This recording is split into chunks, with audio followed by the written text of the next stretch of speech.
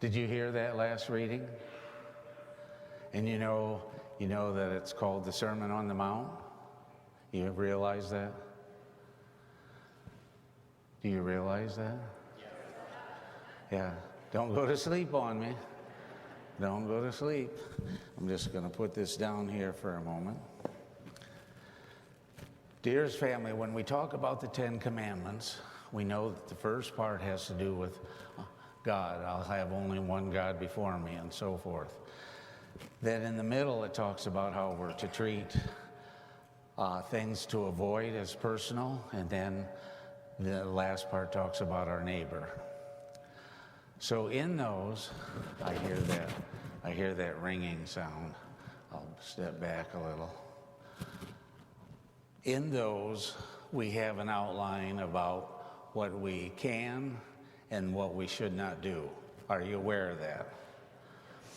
Okay, we need to move from there then to how do we live out the Ten Commandments. And of course, all of the Ten Commandments, you know, love God, love others, love yourself. You realize that? Say yes. All right. Now, I've added something to that. When we get up in the morning, we make our effort to do one loving act after another. That keeps us in tune with the Ten Commandments. One loving act after another.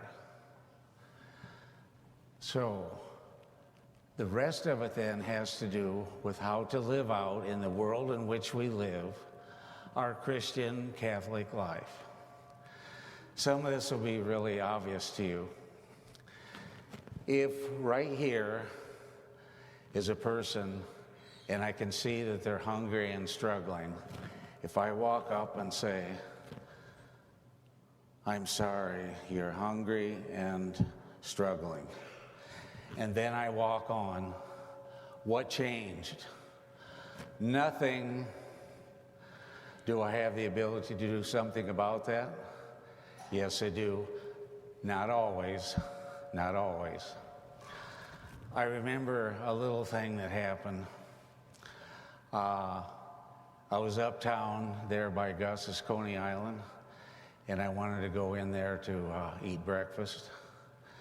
And someone was walking along the street, and they said, I need a little something for coffee. And somebody asked me, why did you give that to that person? My saying back to that person is, why would you not do that?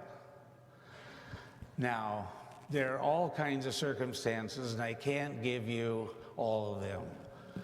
But what I want to do is to help you not use this kind of thinking like this. I think that person is going to take that money and use it for drugs. Can't think like that. In some cases where we know the person, where it's really obvious, of course, we don't want to help that out. But our initial thing from this Sermon on the Mount is the ability to be charitable to people and not try to put our head into it and think through all kinds of things that we think that are going to happen. Are you with me on this? Now, this is not easy, granted, and especially when you've worked hard all of your life, you would like to see your money be used well. That's understandable. But we as Christian Catholics in this particular state in our life are seed planters. And we don't always see the fruition of a good deed that we might do. If a good deed was depending on us feeling good about it, we probably wouldn't do many. Because it doesn't have to do with how we feel. We do it because it is the correct thing to do. You see a person in need, you do what you can to support them as far as you understand the situation. We know that there is such a thing as enabling, and we can get into that discussion. But the point of this reading is this. You see someone in need, you have the ability to take care of it, then it behooves you to offer support and help. And when we do that, and this is something we forget about, me too, when we're attempting to do that, that is a loving act. Wherever that love is, St. John tells us that God is love, then his presence is there. And we count on that presence to help in our giving so that our giving is fruitful for the person and for God. Not for self, but that what we do is fruitful in the eyes of God. That's what we're after. However the person treats what you give them is of secondary importance. I'll use this whole example. Those of you who have been with me over this 10 years will have heard this before. Right up the street here, across from St. Joseph Hospital, former St. Joe's, there's a party store. You know where that is? Just up the street here. I had Mass at the West Hospital. It was a Sunday afternoon. One of the persons in the congregation came up to me afterwards. They had had a particularly good week, and they gave me $10 and said, I know you know that somebody needs this. So I drove back here. It's about 4 or 4:30 in the afternoon, and I went by the party store, and I looked there, and I saw a person that I know was in the hospital who's struggling, who was a semi-street person. So I whipped around, because he was on the phone. They actually used pay phones in those days. I turned around, I went up, and I knew him, and I gave him the $10. And he said to me, I need 20.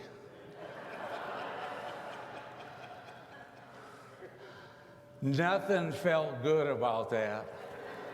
Nothing. I was thinking, wow. And I had to back off. Did I do the right thing? Of course. The right thing does not depend that I felt good. The Lord wasn't looking out to say to me, you're going to feel real good about this. So it always reminded me, when we choose to do a loving act, it is not about us feeling better, it's about us choosing to do the right thing. Whatever the feeling is will come later on.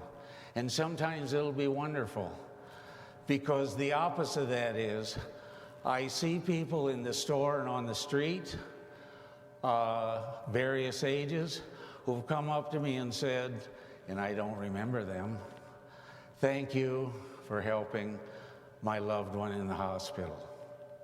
And they tell me what the incident was. I have no idea.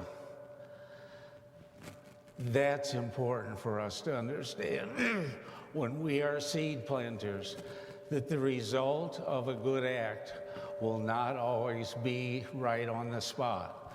Are we clear about that?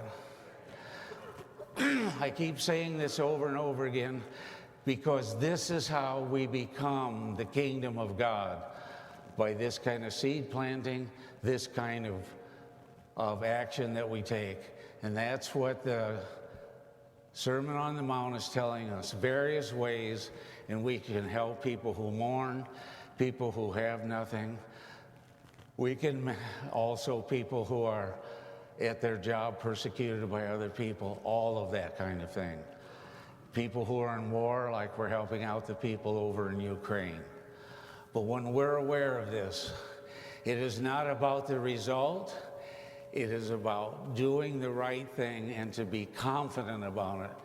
I want to help you to be confident people who plant these seeds and let whatever the feelings are come later on. Deal? Does anybody have a bulletin with them here? I forgot to pick one up. This is a brand new one? Let's see, let me feel this, see if it's hot off the press. Yeah, it's still warm.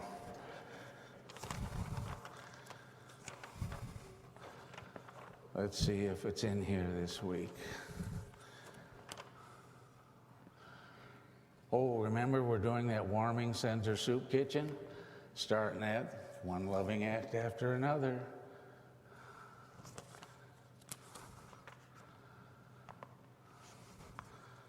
I guess it's not this week yet. Excuse me just a minute, because I want my follow-up comes in this. I do not see this in here. I see everything else.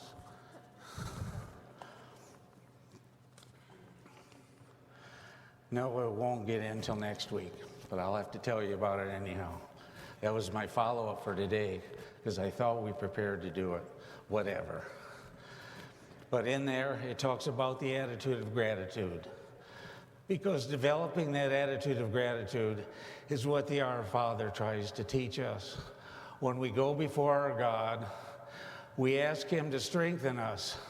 So first what we do is to give God thanks and praise. Comes from St. Paul. In every way and in everything, give God thanks and praise. When we do that, we've set our course correctly, and we put things in order. Because what happens when we make God first, He pours that back on us. He said, yes, this is a good and faithful servant. And notice in that process, it's not about a feeling. It's about knowing we are doing the right thing. And that gives us a confidence. And the Lord wants us to be confident people as we go forward to love and to plant these seeds so that the love in this world can grow.